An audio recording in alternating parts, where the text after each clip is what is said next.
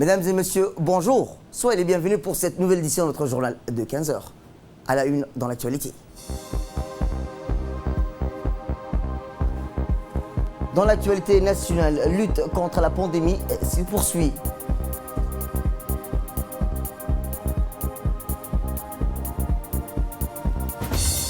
Et enfin, dans l'actualité internationale, la plupart des sorties des films du printemps sont reportées. Bonjour et merci de nous rejoindre. Mais avant de commencer le journal, le secrétaire général du ministère de la Santé a fait son point de presse quotidienne sur la situation de la pandémie du Covid-19 à Djibouti. Nous l'écoutons. Ce samedi 4 avril 2020, la situation de l'épidémie de Covid-19 à Djibouti se présente comme suit.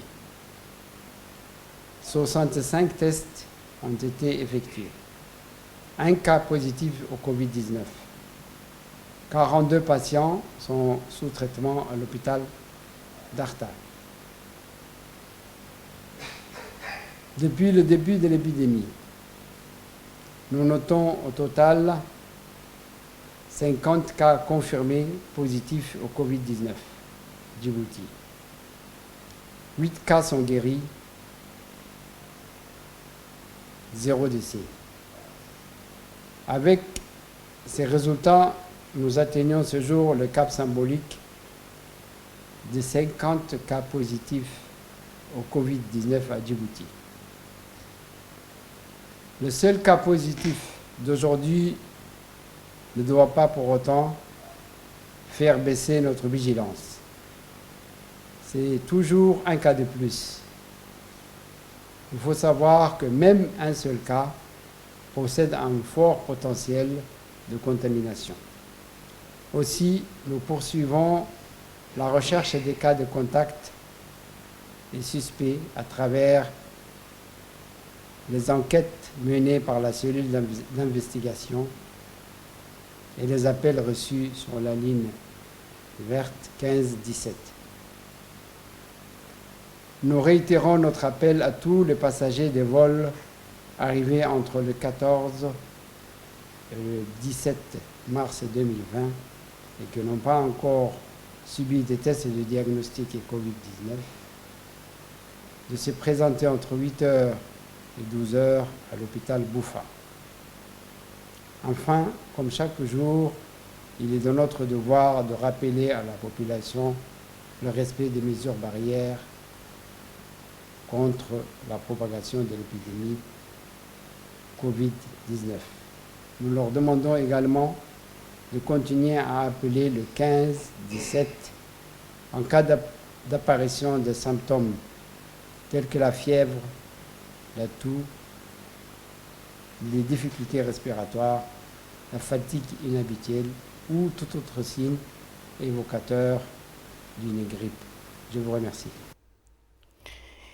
Eh bien, une liste nous est parvenue car il s'agit de la première phase de distribution des ménages d'une trentaine de secteurs qui ont été assistés du 25 au 3 avril 2020. Cette liste comprend une répartition des ménages qui ont été assistés du 25 au 3 avril.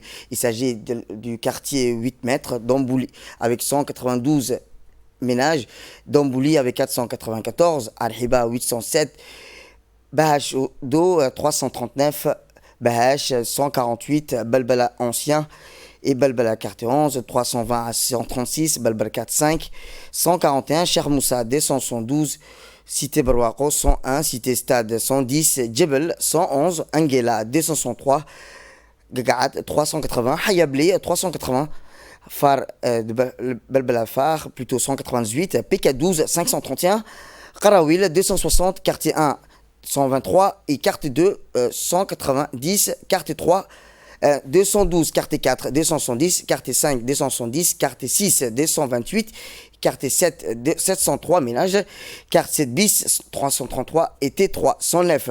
Je rappelle, ce sont des ménages d'une trentaine de secteurs qui ont été assistés du 25 au 3 avril 2020. Le reste des quartiers suivront selon un calendrier préétabli par le ministère des Affaires sociales et personne ne sera laissé de côté durant cette période de crise.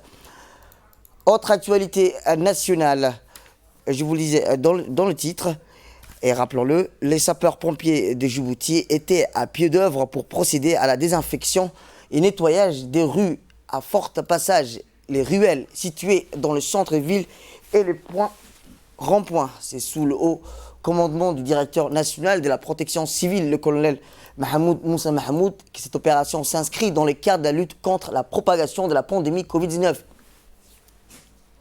dans notre pays et vise à garantir aussi une sécurité sanitaire maximale.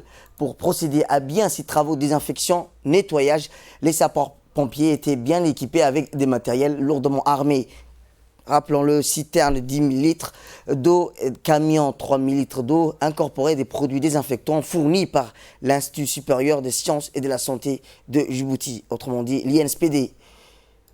Eh bien, hier, la préfecture d'Arta a lancé une opération de désinfection, elle aussi, et de pulvérisation des lieux de commerce, de rassemblement en cette période de confinement général où l'état d'urgence sanitaire est instauré dans le territoire national afin de limiter, voire d'éradiquer la propagation du Covid-19.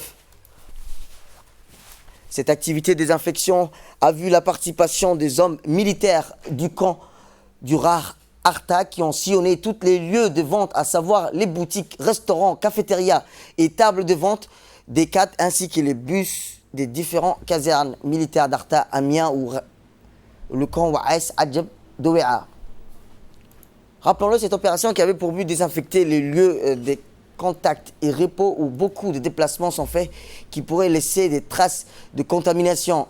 Cette action préventive vise à neutraliser la contamination ou propagation du coronavirus et qui est présent à Djibouti et a vu la participation du premier adjoint du préfet, Mohamed Fouzi Ahmed, à Soué, accompagné des médecins-chefs de la région d'Arta, du chef de service de l'INSPD ainsi que les officiers de RAR et le capitaine Ahmed Qais, le commandement de la brigade de gendarmerie d'Arta. La préfecture d'Arta tient à remercier le ministère de la Santé pour son appui matériel et technique, ainsi que le colonel Ibrahim Ali Shahem, chef de corps du RAR d'Arta, au capitaine Ahmed Qais et ses hommes, ainsi les éléments de la gendarmerie d'Arta pour leur assistance. Et dans le cadre de la lutte contre la pauvreté et l'extrême, pour assurer la proximité en vue de la population les plus vulnérables dans les voies aux coins les plus reculés du pays, après les localités, la sous-préfecture de Yoboki, les opérations des activités, rappelons-le, des monnaies cash transfert ont débuté de nouveau dans la sous-préfecture de la localité d'Assaïla et de Meloud.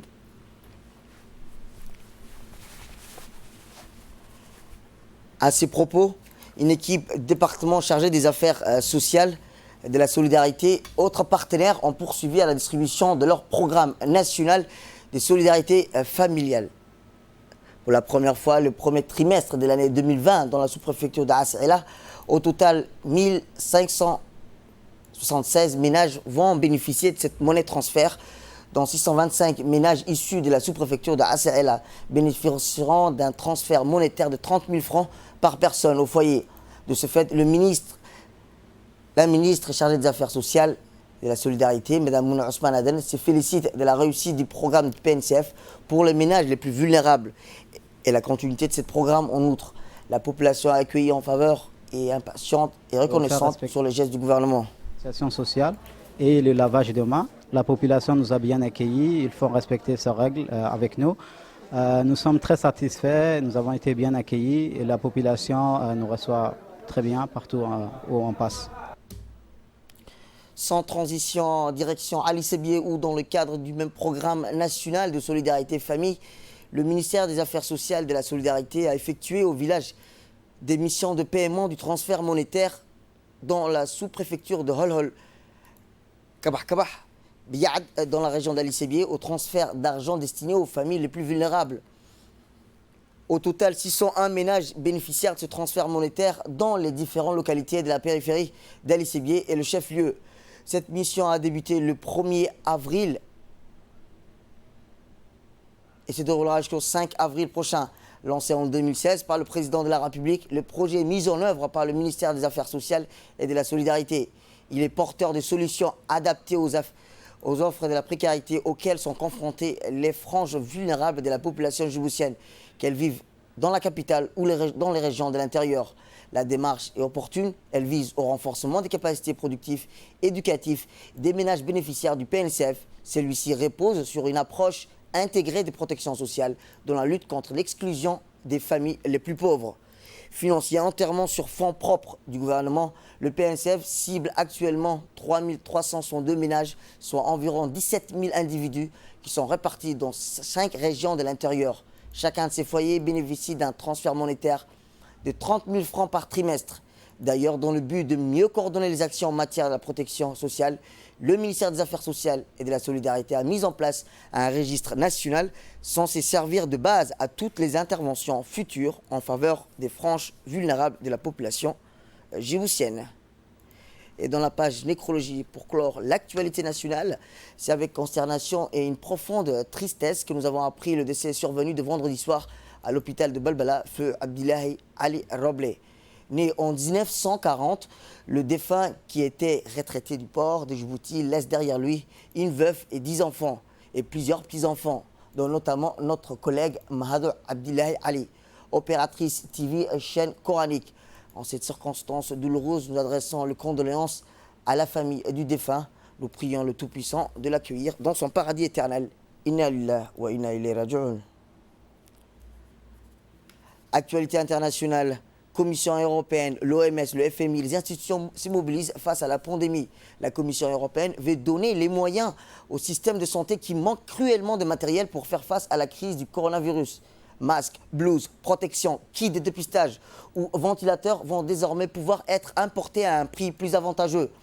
Comme l'explique Ursula von der Leyen, de son côté, l'Organisation mondiale de la santé rappelle aux dirigeants du monde entier la nécessité de lutter contre le Covid-19. Pour le directeur général de l'OMS, les États doivent garantir aux malades l'accès au système de santé. À l'instar de l'Organisation mondiale de la santé, le Fonds monétaire international assure que la lutte contre la pandémie doit être une nécessité pour que l'économie puisse rebondir. Le FMI s'est dit prêt à apporter son soutien. La pandémie a mis l'arrêt des secteurs entiers de l'économie. Le FMI a reçu jusqu'à présent 85 demandes de financement d'urgence, un record depuis la création de l'institution.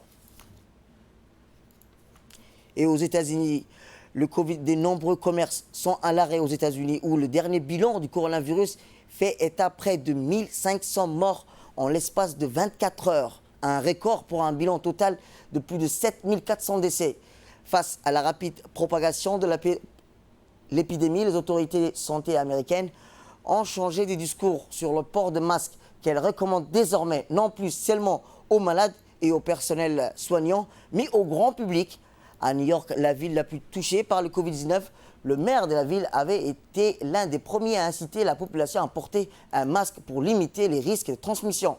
Le virus pourrait se propager par le simple fait de se parler, estimant des spécialistes. Cette crise sanitaire continue de bouleverser les marchés financiers. Wall Street a encore clôturé en baisse après la publication des chiffres de l'emploi catastrophiques. 700 000 postes détruits au mois de mars, du jamais vu depuis la crise financière, et près de 10 millions de chômeurs en 2 semaines. C'est tout pour cette édition. Merci à vous de nous avoir suivis. Restez avec nous pour la suite de nos programmes télévisés.